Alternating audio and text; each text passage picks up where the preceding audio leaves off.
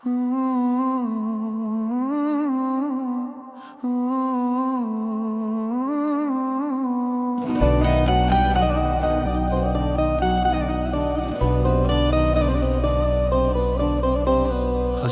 הרבה וחשוב לפני שבאתי, אתה יודע, אני אומר לך אין דרך אחרת. החלטתי לפנות לפתרון הגיוני, כי באמת יש לי את הזכות.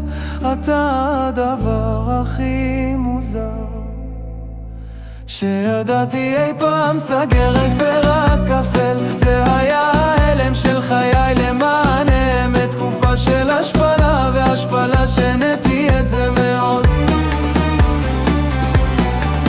אתה הדבר הכי מוזר שידעתי אי פעם, סגר רק פרק אפל. זה היה ההלם של חיי למען האמת.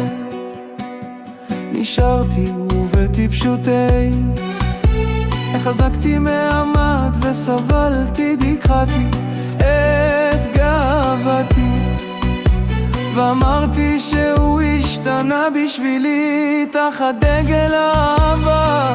לא יכולתי לראות אותך, מסתבר שעשיתי אבל לעצמי, ופגעתי בכבודי באשר לעברי.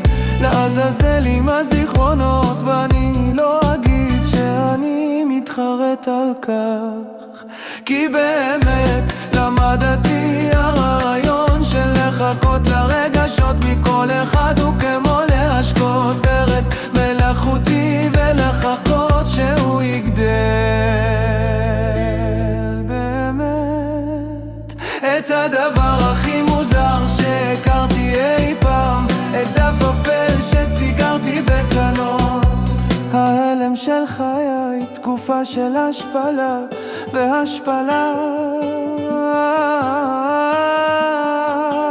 סיפור שאני הכי שונא.